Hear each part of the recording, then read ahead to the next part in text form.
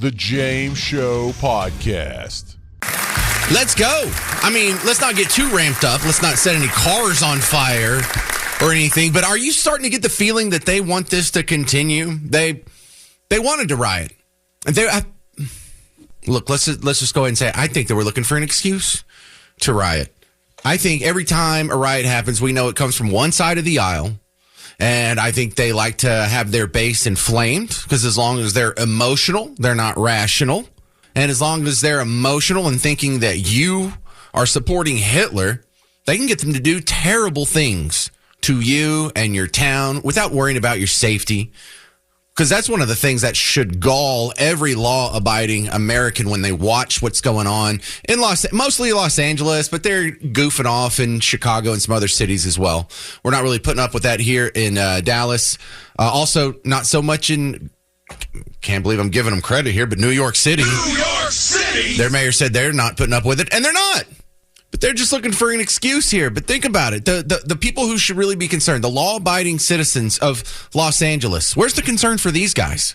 I hear a lot of concerns like, oh, they're bringing in the National Guard. They're bringing in the Marines. They're making people feel unsafe. Law and order makes people feel unsafe. You know what makes people feel unsafe? Stepping outside to go to work and you have to smell a burning tire. I think that makes people feel unsafe. You're worried about the well-being of the rioters, but what about the well-being of the everyday citizens in Los Angeles who just want to go about their business without having someone block their car or block their intersection or block the 101 or walk out on the highway or chucking rocks at police? And it's not just, the law-abiding citizens. So as long as they're not chucking rocks at me, as long as they're not chucking bricks at me, a lot of these people are married to cops, have a father who's a cop, have a son, a cousin, an uncle who's a cop. You're friends with cops. Some of the guys you went to high school with are cops. We don't all see the cops as some sort of subhuman scum that's just a foot soldiers for literally Hitler. They are fellow human beings. And I got a lot of news for the people who think this is helping. I don't think this is helping. And I think one of the oddities that came out of 2020 is they thought it helped. Because sometimes riots get things done. One of the reasons the civil rights movement got so much attention and in the ways that it didn't previously was from the riots. Not that it was a good thing. I still condemn them. Martin Luther King condemned them. So I'm not so sure if that helped more than it hurted, but it sure did bring some attention to the cause. If you're trying to think of when has a riot actually helped? When has a riot actually done something positive? And don't think of positive as far as your value system, the value system of the rioters. When do they think this is helping their cause? I mean, this is helping your cause if you're trying to get 28 pairs of Nike Dunks. But no, just in the cause from which the riot is predicated. Would you say the riots after Rodney King had the positive effect? Because the Rodney King total racial angle there, didn't we all kind of agree when this happened in the mid-'90s? That the OJ verdict was sort of a mulligan, like a make good for what happened with Rodney King. But other than that, I think the dangerous part is in recent history. In 2020, you saw riots almost every weekend, nonstop, from Memorial Day until the election. And then magically, after the election, no one felt like rioting anymore. What a coincidence, huh?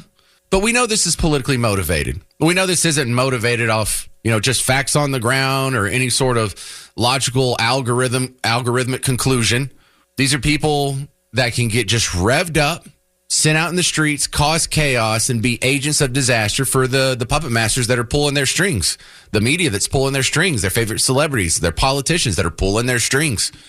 How do I know that's how it happens? Because the other side doesn't do it. Team Red doesn't do this.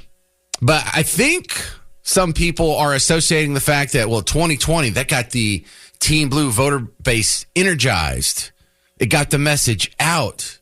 It shamed the people on the other side. It made it not cool. In fact, it made it almost scary when you see all this destruction and violence, fires on TV. It made you scared to stand up to that. You don't want to get caught up. You don't want to be getting in front of that train coming at you. But if the 2020 election was really stolen, then the riots didn't really work, did they?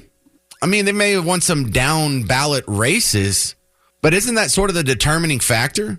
Because I think there's a lot of people who, if they take the political view on this, are thinking, yeah, this is a good way to get our base energized. This is a good way to get people engaged and excited and paying attention and have their mind on politics is not just some sort of secondary hobby, but really the fiber of their being. This is part of your identity. You're an activist. You're a freedom fighter. You go out there and you take it to the streets, fighting the man. Gives you a sense of purpose. Now you're not just some lazy, underemployed, skillless nerd. You're fighting the man. You're fighting literally Hitler. I don't know if that works. Because I'm starting to be of the belief that they are pushing more people away than they are gaining. 800-288-9227. I guess that's the question of the day. With a secondary question, with the media narrative's hilarious, talking about how peaceful it is. Can a riot even be peaceful? So I'm going to ask my next guest those exact two questions. Is this helping or hurting the cause more? And can a riot be peaceful? Because I think the plan is for riots all summer, and I don't think it's going to help. My next guest, you knew her as Blonde Kamala. We have since retired that character, unless she wants to come back. I think she might be running for governor in California. But anyway, she now is host of the Elsa Kurt Show. Elsa Kurt, welcome back. All right. So your thoughts on my initial question of the day. Can a riot even be peaceful? Because that's how it's being presented right now. No, these are mostly peaceful riots. Is that even possible, Elsa? Well, I mean, if you're on the left, yes. If you're a Democrat, you absolutely believe that. For the rest of the sane, common sense-minded people, the answer would be absolutely not.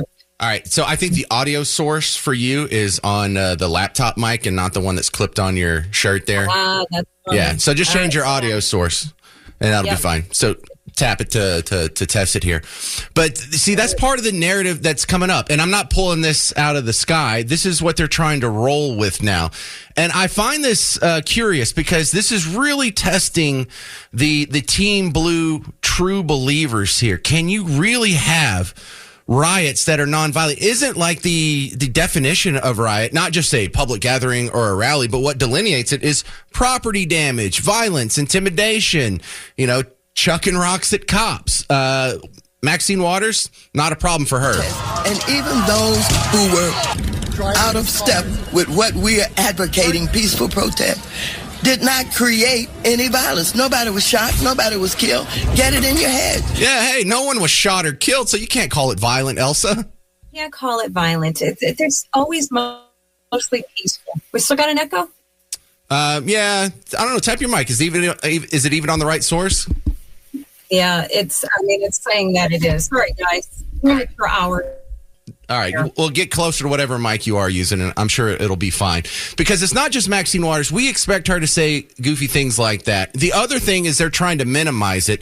Mike Barnacle was on MSNBC saying, yeah, I mean, there's some riots, but it's just like a few blocks. It's 4 or 5 blocks total. I mean, is that really a big enough deal to send in the National Guard? So they're trying to minimize it in that way, too. Now I got nothing. You want to try the phone? Yeah, we'll do that. All right.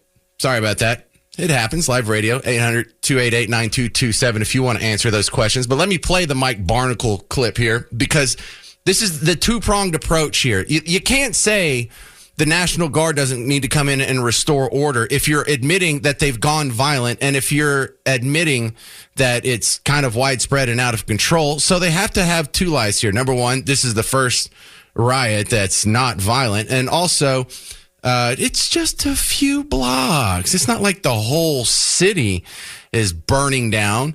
So with that, those two minimizing agents, you can kind of start to make the case that, well, calling in the National Guard is totally unnecessary. I guess that's just what Hitler would do. So we are dealing with this rewriting of the narrative right in front of your face. I really appreciated that Maxine Waters clip. What you missed in the video was the fine folks at Fox had put that side by side with a montage, some B-roll, as we call it in the biz.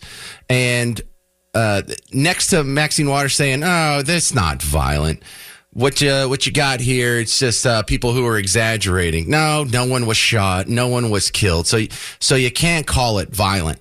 Well, I thought that was adorable because next to it, you're seeing cars on fire. You're seeing the rocks when the guy that was throwing the rocks at the cars when they were coming by in a line and just hitting cars. People dropping stuff off bridges onto cop cars. The fireworks stuff.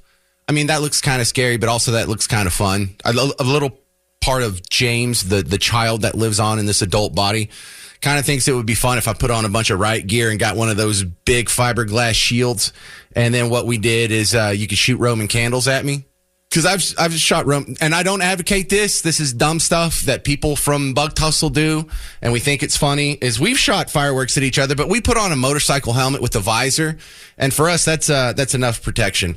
All right, Elsa Kurt, do you think the people on Team Blue, the true believers, do they buy this, that it's not a violent riot, or are they okay with it because they think they're literally fighting Hitler?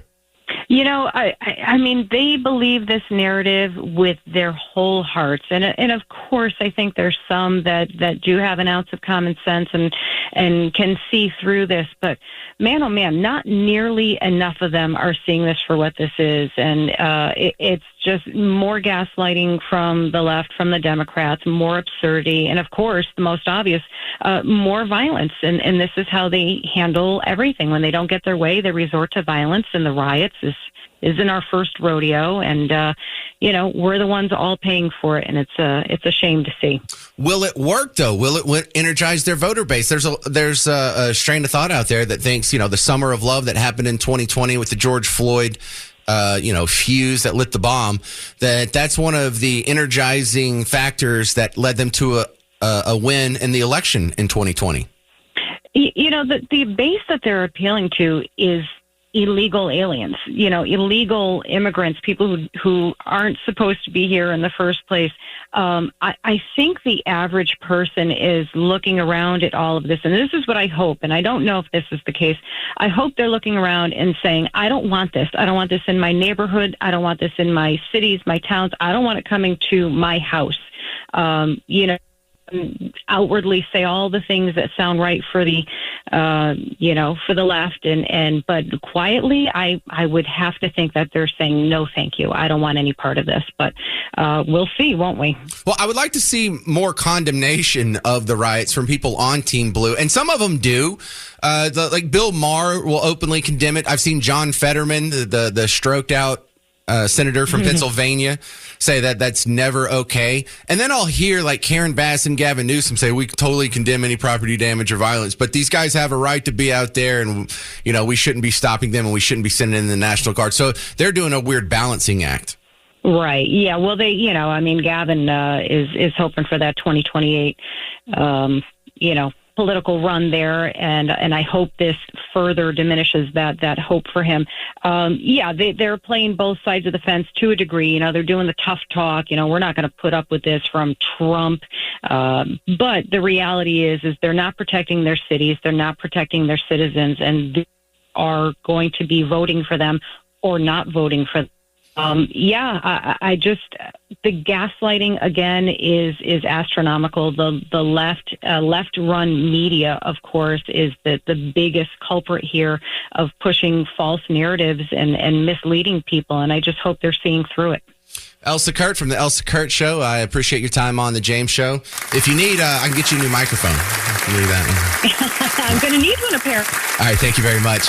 Alex Stein from The Blaze, and he's been on the James Show 4 or 5 times by now. You may have known him. He's the guy that goes in front of the city councils and raps or does some other kind of performative act.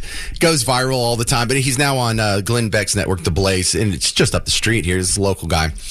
He's doing a comedy show June 29th at Hyenas over here in Dallas off Mockingbird. And I'm going to be one of the openers. So this will count as the James Show listener meet and greet meetup for June. And then for July, I have another one that's going to be happening. I think I'm going back up to Plano again. I was invited by the Collin County Republican Party, or at least maybe there's women Republicans or something like that. But they wanted to set me up, and it sounds like we've kind of come to terms on a pretty good deal. So that's the next two. And for all of you people who like comedy anyway, If you can tolerate mine, Alex is really funny, too, if you want to go to the show. 800-288-9227 if you want to answer a couple questions. I'm floating right now.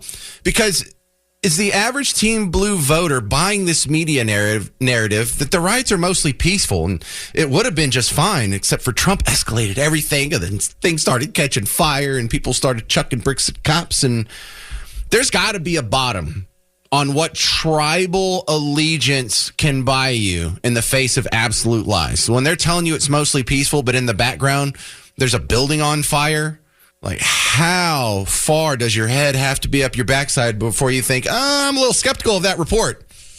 Shirley, an Alliance, you're on WBAP. Go. Yeah, I kind of missed the first 2 days, I think, of this riot thing happening, but I was doing work the third day. I'm watching television the first half of the day. I'm listening to CNN, and I'm seeing Fox back and forth, and I'm looking at it. I'm watching them tell me that the day before they were burning cars, self-driving cars. They showed multiple of them burning, and riots all over in the neighborhoods, and people, bashing cops and things like that were happening. And within hours on CNN, I hear the announcement that Trump has decided that he's going to send in National Guard. And I'm not kidding. Within 3 or 4 hours, that narrative, as I'm finishing my work for the day, has changed. And CNN is all about how nothing's really happening here and that the police have been handling it very well. And they keep saying a few bad actors are out there. And I'm going, no, that's not what I saw on the video from last night that, was just replayed for me 7 hours ago in the morning. And they're saying now they've stuck with that narrative that there's nothing to see here. Everything's fine. And the police have been handling it just fine. I thought, no, because the video that I'm seeing from the day before and the day before, it's not the police handling it just fine. And I'm thinking, people like me in Texas and other states, what's running through our head is we're saying to ourselves exactly what we said in 2020. We said, is it safe for us to go outside today? Is this sounds like a war strategy to me where you capture the perimeter. And they started with the East and West Coast like last time. You capture these perimeters, and then the people in the middle don't know where they're going to go. And they have every right to think, it might come to my city. Is that where it's coming next?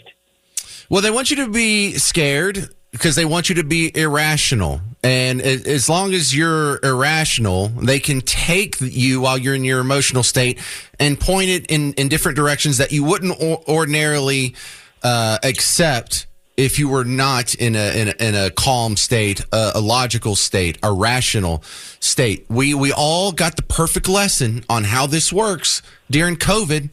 They let us shut our own schools. They let us shut our own churches, Shirley. And what's the First Amendment? Freedom of assembly, freedom of religion, speech, press, right. Redress the government with your grievances. So all of us, no, I don't want to say all of us, but the country as a whole shuttered all that because we got scared. We got emotional. We weren't thinking logical. Now, I would like to say, well, I never fell for it, and I didn't, but what good does that do anybody? And I'm not here to lord over my own moral superiority here. The point is they can make you do irrational things once they get you scared. And they have these people scared. They have them throwing bricks at cops. Now, there's a lot of just irrational things that we can all see with our own eyes. If cops are so scary, if they're just bloodthirsty, murderous people who like to shoot people of color, non-white people for sport with no consequences, would you really be throwing bricks at them? Would you really be running up to their phalanx and shooting fireworks at them? Is that what you would do? If you didn't want to be deported, would you be flying the flag of Mexico while demanding not to be sent there? Like there's so many cognitive dissonances that should happen that can only exist because people are emotional. But what I see is a media who changes their tune based on what's in the news that day. I can remember, fry them like pigs, and CNN was all on board with that. Oh, they absolutely had a passive aggressive, oh please no attitude. They actually supported it. They did. They hated cops, and they insinuated and outright said it on multiple programs that these officers, a lot of them were prone to be violent because they were ex-military. So they were ex-vets who had a propensity to be violent. Well, and they said that over and over. And I thought, so now but yesterday they were all pro-cops all of a sudden. I'm like, these are the same cops that you hated and talked really ill about back then. Yeah. We saw that flip-flop in 2020 where they went from 10 years of Black Lives Matter and all cops are bad and pigs in a blanket, fry 'em like bacon. And then when January 6th happened, it's like, can you believe someone hit a cop with a pole? We got to throw him under the jail. The minute that officer shot someone, all of a sudden they turned pro-cop and started supporting cops at that point. Yeah. Cops shot a protester in the neck. What's wrong with that? Yeah, no big deal. Because that support shows anti-Trump. It's a resistance to Trump, and that's what I see. Okay. I see this ignorant. You see it. You see it. I see it. Do the people on TV that are running around in the street see it? I don't think they do. No. Yeah, agreed. I don't think All they right. do. Great call. That's Charlene Alliance. There's a national effort for a big round of protests this weekend, so that should be fun. And we'll see. We'll see the difference here. Because one of the theories, it's not even a theory at this point, it's just an observation that's true over and over and over, is these riots, air quotes, riots or protests or whatever that get out of hand, mostly peaceful protests, they seem to only persist in certain areas. Which, if they can be shut down in Dallas and Houston and, my God, even Austin, the fact that they persist in Los Angeles and during George Floyd, it was Portland and Seattle and Chicago and all that. It's because they don't want to stop them. Now, do they not want to stop them because they think this is helping the cause? Do they not want to stop them because that's pretty much their constituency and their voters that they would be ticking off? I like to take a look at the people who are actually doing the rock throwing, the brick throwing. What's going through these people's mind? Do they really think that they're fighting literally Hitler? Do they really think, it's a mostly peaceful protest. I'm just chucking a brick. I'm just setting a car on fire. I'm just looting the Apple store while writing F ICE in spray paint on the windows. This is how you affect proper change in a well-functioning democracy. Bill in Hartford as in Connecticut? That's correct. Okay, well, you're on WBAP. What do you think? Well, this whole situation is in LA. Sorry, it's pretty intense, and I think it speaks to larger systematic issues. But before I forget, have you heard the new Turnstile album, James? I'm curious. Turnstile album? Yeah. No, I haven't even heard of Turnstile. Is that something I'm supposed to know? Yeah, the kids know about it. They went from playing like basements and VFWs, and now they sound like Fugazi at a juice cleanse. All right, what do they have to do with it? Oh, I thought maybe you'd be hip to it. They were like a hardcore band before. Now they're kind of like emotional dance punk or something for gym music for people who cry on leg day, I guess. Okay, but what does that have to do with the riots? Well, I mean, do you think if the riots had a soundtrack, this would be like make the cut, or is it a little too introspective? Yeah, I wish I knew because I have no opinion on the topic. Andrew in Georgetown, you're on WBAP. Go. So I would like to ask a legitimate question to somebody who really thinks that they're doing good and trying to protect illegal aliens, where if we just said, or if Trump just said, we surrender, we're just going to pull back and not deport anybody. The questions I would like to ask these people is, would crime go up amongst illegal aliens? Would possibly illegal voting go up amongst illegal aliens? And would illegal aliens who take advantage of social programs that they're not entitled to, do they think that would go up, or would that go down, or would that stay the same? Yeah, but you're thinking like Andrew in Georgetown. You're not thinking like a guy who would throw a brick at a cop. So I mean, I can do.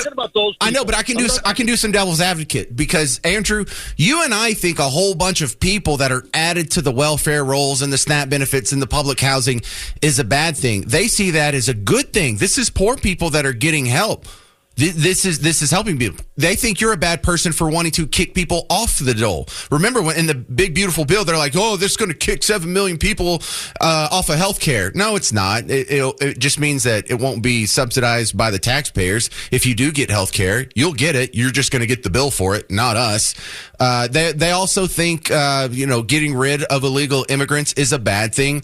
overall. Like, well, who's going to work in the kitchens or pick your food or whatever? They don't see the world like we see it. And if you have some people who are agents on behalf of literally Hitler, it's not a bad thing to throw a brick at them, even if they're in a cop uniform. So you're thinking like we think, Andrew. If you want the answer to these questions, which is what I'm trying to get to, I'm trying to get inside their head.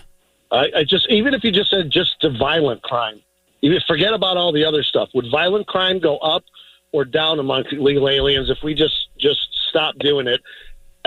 You would have to be absolutely insane to say no, it wouldn't. Look, I got it happening right here. Some guy on YouTube is listening to us, and he says illegal immigrants can't vote and can't participate from social programs, buddy. Educate yourself. Okay, there's the answer to my question. Yeah, they just buy any of that. Yeah, that's right. I love your show, buddy. Thank you for what you do. Thank you so much, Andrew in Georgetown. And for the guy on YouTube, I know illegal immigrants aren't supposed to vote, but go do a couple of Google searches. See if an illegal immigrant has ever accidentally voted or accidentally been in part of the legal process. See if illegal immigrants really can't participate in social programs. If they go to if they go to the emergency room and they get medical care and they can't cover the cost, who covers it? Where does that money come from? Does it come from fairy dust? Do they go dig it out of a treasure chest in the backyard? Or does that come from Medicaid? Does that come from the taxpayers? Yeah, you educate yourself. And what other social programs can they participate in? I don't know. It's like public schools. Some of them do get SNAP benefits. Some of them do live in public housing, especially if they're under the asylum hearing process. Even if they don't get asylum while they're waiting on their trial, they can get all that. I know people who did. I know people who... 800-288-9227. Educate yourself. I'm James Parker. It's News Talk 820 93.3 FM WBAP. The James Show Podcast.